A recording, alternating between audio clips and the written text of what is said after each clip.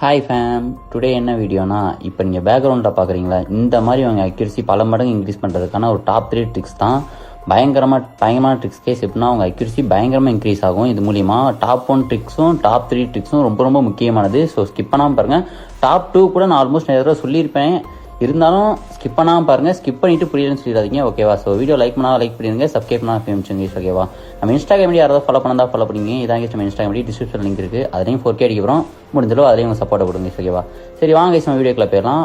First trick என்னன்னா slowly ட்ராகா புரியலையே வரும் அப்படிங்கிறீங்கன்னா, இப்போ ஃபாஸ்ட் ட்ராக் நான் சொல்கிறேன். இப்போ நீங்கள் ஃபாஸ்ட்டாக ட்ராக் பண்ணீங்கன்னா என்ன ஆகும்னா, இந்த மாதிரி தலைக்கு மேலே எய்ம் இந்த மாதிரி போயிடும். நீங்கள் சொல்கிறதே புரியலையே ப்ரோ, ஃபாஸ்ட்டாக ட்ராகா என்ன ப்ரோ சொல்கிற அப்படின்னு கேட்பீங்க. நான் என்ன சொல்கிறேன்னா, நீங்கள் ஸ்க்ரீனை வேகமாக திருப்புவீங்க, வேகமாக மூவ்மெண்ட் கொடுக்குறேன்ற பேரில் நீங்கள் அந்த ஸ்க்ரீனை எவ்வளோ ஸ்பீடாக திருப்புறீங்களோ அதே ஸ்பீடுக்கே நீங்கள் ட்ராக்கும் பண்ணுவீங்க.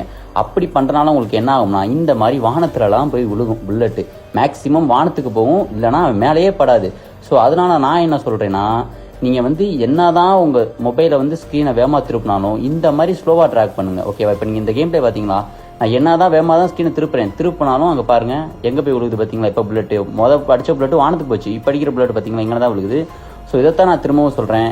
ஸோ நீங்கள் என்ன தான் ஸ்க்ரீனை வேகமாக நீங்கள் எவ்வளோ ஸ்பீடாக ஸ்க்ரீனை திருப்பினாலும் நீங்கள் ட்ராக் பண்ணுறீங்க பார்த்தீங்களா, அந்த ட்ராக்கிங் அது எந்த ட்ராக்காக இருந்தாலும் சரி, அதை நீங்கள் ஸ்லோவாக பண்ணுங்கள், வேகமாக தூக்காதீங்க, ஓகேவா? நீங்கள் ஸ்க்ரீனை வேகமாக திருப்புற அதே ஸ்பீட்லேயே ஏதோ மோட்டிவேஷனில் இந்த ஃபாங்க்லாம் போட்டு அப்படியே மைண்ட் செட்லாம் அப்படியே ஒரு மாதிரி ஆகிடும். அப்படியே அந்த மாதிரி ஒரு மோட்டிவேஷனில் அப்படி கிட்டுன்னு திருப்புறது, அப்படி திருப்பாதீங்க. இப்போ எக்ஸாம்பிளுக்கு இந்த கிளிப்ஸ் பாருங்கள், ஸ்லோ ட்ராக் லெஃப்ட்டில் இருக்குது, ஸ்பீடு ட்ராக்கு ரைட்டில் இருக்குது. ஸோ இது ரெண்டுக்கும் டிஃப்ரெண்ட் பாருங்கள்.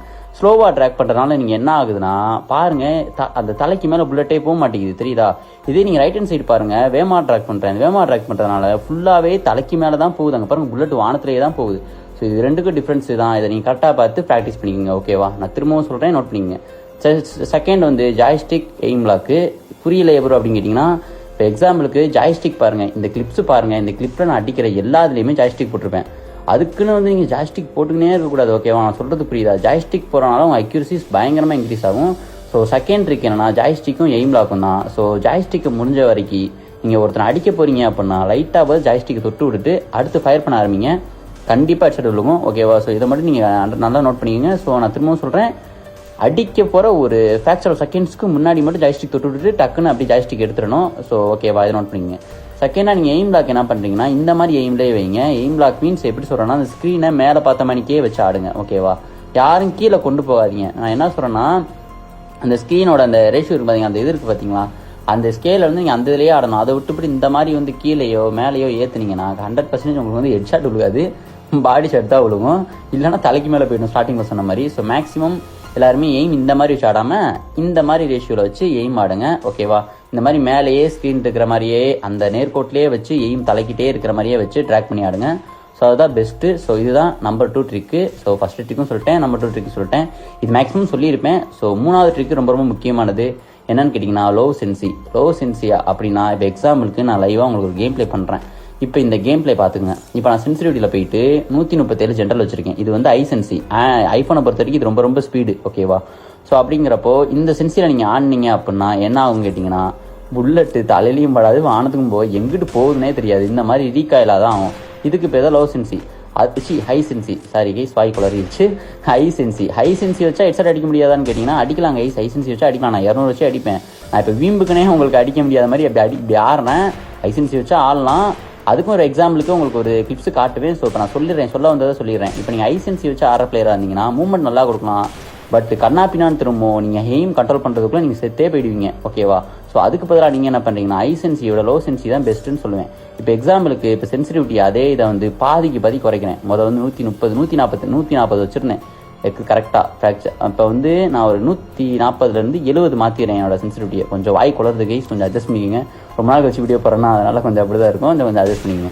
இப்போ 70 வச்சதுக்கப்புறம் என் அக்யூரசி பாருங்கள் பயங்கரமாக இருக்கும், நல்ல ஒரு இம்ப்ரூவ்மெண்ட் தெரியுது. இப்போ எப்படின்னா, நான் ஃபஸ்ட்டு வச்சு ஆடின சென்சிட்டிவிட்டியில் கண்ணாப்பினான்னு ஸ்கிரீன் திரும்பிச்சு, என்னால் எய்ம் கரெக்டாக லாக் பண்ணவே முடியல. எய்மி மேலே ஜாய்ஸ்டிக்கை போட்டு அது மேலே வச்சு ட்ராக் பண்ண வேண்டியதாக இருந்துச்சு. இதில் பாருங்கள், நான் ஜாய்ஸ்டிக்கே தொடரல, டக்குன்னு என்னால் எய்ம் வைக்க முடியுது. ஸோ புரியுதா?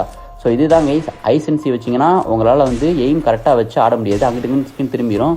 ஸோ லோ சென்சி வச்சிங்கன்னா அக்யூரசி பயங்கரமாக இருக்கும், ஓகேவா? அதனால் ஐசென்சி வச்சு ஆட முடியாதான்னு கேட்டிங்கன்னா அதெல்லாம் ஆடலாம். நீங்கள் நல்லா என்னைய மாதிரி ப்ராக்டிஸ் பண்ணியிருந்தீங்க அப்படின்னா நீங்கள் ஆடலாம். என்னோட ஃபியூச்சர் கேம் பிளேலாம் மேக்ஸிமம் ஐசன்சியில் தான் ஆடுவேன். நீங்கள் பார்த்துருப்பீங்க கேம் பிளேலாம் ஐசன்சியில் தான் ஆடினது தான். நான் வந்து நல்லா பழகிட்டேன் அப்படின்றனால. ஸோ நீங்கள் நல்லா நோட் பண்ணிங்க, 70 வந்து லோ சென்சி. அதுக்காண்டி இந்த சென்சிட்டிவ் வச்சு தொலைஞ்சிடாதீங்க. சென்சிட்டிவிட்டி இது கிடையாது, இது ஐஃபோனுக்கு இது வச்சிங்கன்னா ஒன்றும் உங்களுக்கு ஹெட்செட் விழுகாது. ஓகேவா? நான் இப்போ வந்து உங்களுக்கு சொன்னது சின்ன ஒரு எக்ஸாம்பிள். சென்சிட்டிவிட்டி இப்படி குறைங்க, இப்படி கூட்டுங்கன்னு நான் உங்களுக்கு சொன்னது சும்மா ஒரு எக்ஸாம்பிள். ஸோ நீங்கள் வந்து உங்கள் மொபைலுக்கு நீங்கள் என்ன சென்சிட்டிவிட்டி வச்சுருக்கீங்களோ அந்த சென்சிட்டிவிட்டியை பொறுத்த வரைக்கும் கொஞ்சம் கம்மி பண்ணி ஆடினீங்கன்னா லோ சென்சி அதுக்கு பேர். நீங்கள் வச்சிருக்க சென்சியை விட கொஞ்சம் ஹையாக வச்சு பண்ணி ஆடினீங்கன்னா அதுக்கு பேர் ஐ சென்சி. அவ்வளோதாங்க டிஃப்ரெண்ட்டு. யாரும் போயிட்டு நான் 70 வச்சேன் அதனால நீங்கள் 70 வச்சு தொலைஞ்சிடாதீங்க. இது ஐஃபோனு. ஸோ ஐஃபோனுக்கு அவ்வளோ ஸ்பீடாக இருக்குன்றனால அப்படி வச்சு ஆடுறேன். ஸோ உங்களுக்கு என்ன சென்சிட்டிவிட்டி இருக்கோ அதை விட கொஞ்சம் கம்மி பண்ணி ஆடினீங்கன்னா அது லோ சென்சி. ஸோ ஐ பண்ணி ஆடிங்கன்னா ஐ சென்சி. அந்த மாதிரி டிஃப்ரென்ஸ் பண்ணி நீங்கள் ஆடுங்க. ஓகேவா? அவ்வளோதாங்க ட்ரிக்ஸு. ஸோ நீங்கள் ட்ரிக்ஸ் அண்ட் ட்ரிக்ஸ் முடிஞ்சு. இப்போ எக்ஸாம்பிளுக்கு இந்த கிளிப் இன்னொரு உங்களுக்கு காமிச்சிடுறேன். பார்த்துக்கோங்க. லெஃப்ட் ஹேண்ட் சைடு ஆடுறது வந்து ஹை சென்சியில் ஆடின கேம் பிளே பார்த்தீங்களா? ஹை சென்சியில் என்னால் ஆட முடியும். நான் ஜஸ்ட் வந்து உங்களுக்கு சொல்கிறேன். இப்போ நீங்கள் ஸ்டார்டிங்கில் இருக்கீங்கன்றனால உங்களுக்கு வந்து ஆடுறது கொஞ்சம் கஷ்டம். நீங்கள் ப்ராக்டிஸ் பண்ண ஹை சென்சியில் ஆடிடலாம். ஆனால் மூவ்மெண்ட் நல்லா இருக்குமே, பட் ஆனால் அக்யூரசி நல்லா இருக்காது. இதே லோ சென்சியில் ஆடிங்கன்னா பிரைட்னஸ் பாருங்கள், பட்டுன்னு 3 பேரும் அடிச்சு தூக்கி போட்டு போயிட்டே இருக்கேன். அவ்வளோதான். இதுதான் லோ சென்சி. லோ சென்சி வச்சிங்கன்னா அக்யூரசி பயங்கரமாக இருக்கும், மூவ்மெண்ட் இருக்காது, பட் அக்யூரசி கண்ணாப்பினான்னு இருக்கும், ஆக்கர் லெவலில் இருக்கும். ஸோ அவ்வளோதாங்க. இது உங்களோட சஜஷன். நீங்கள் ஐ சென்சி வைக்கணுமா லோ சென்சி வைக்கணுமான்றதை நீங்கள் தான் முடிவு பண்ணணும். அவ்வளோதாங்க வீடியோ.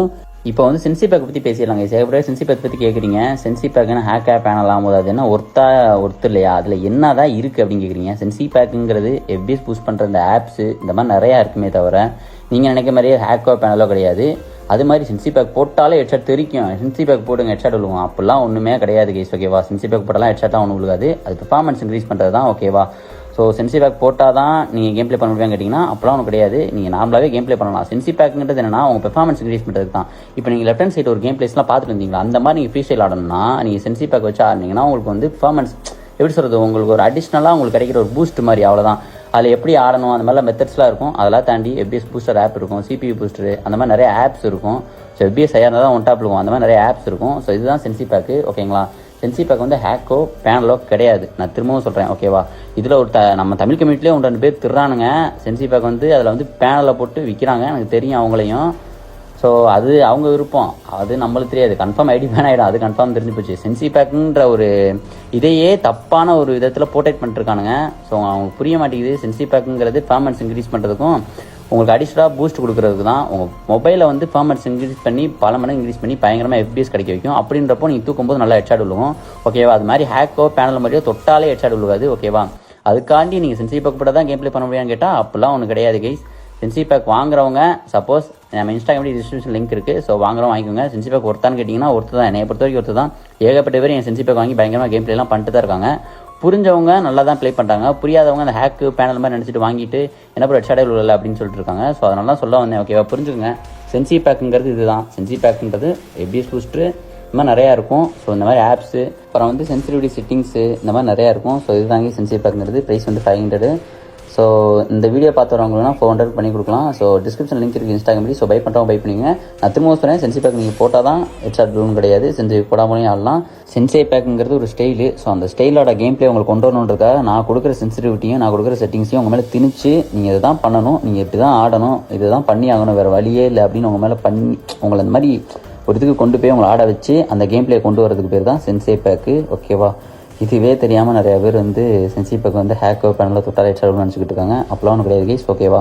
ஸோ சென்சி பேக் பை பண்ணுறவங்க இன்ஸ்டாகிராம் டிஸ்கிரிப்ஷனில் இருக்குது, பை பண்ணிக்கோங்க. 500 ப்ரைஸு. ஸோ இந்த வீடியோ பார்த்துறவங்களுக்கு 400 பண்ணி கொடுக்குறேன். ஸோ ஃபாஸ்ட்டாக வாங்கிக்கிறவங்க டிஎம் பண்ணி வாங்கிக்கோங்க. ஓகே, இன்ஸ்டாகிராம் டிஸ்கிரிப்ஷன் லிங்க் இருக்குது கைஸ். ஓகேவா? வாங்குறவங்க வாங்கிக்கோங்க கைஸ். ஓகேவா? அவ்வளோதான் கைஸ். நீங்கள் வேறு என்ன வீடியோன்றதை கமெண்ட்டில் சொல்லுங்கள். நெக்ஸ்ட் வீடியோ வந்து மசில் மெமரி வீடியோ போடலாம்னு நினைக்கிறேன். ஸோ அடுத்த வீடியோ வந்து அந்த வீடியோ வேணும்னா மெமரின்றதை கமெண்ட் பண்ணுங்கள். எவ்வளோ மெமரி அந்த கமெண்ட்ஸ் எவ்வளோ வருதோ அதை பொறுத்து அடுத்த வீடியோ போடுவேன்.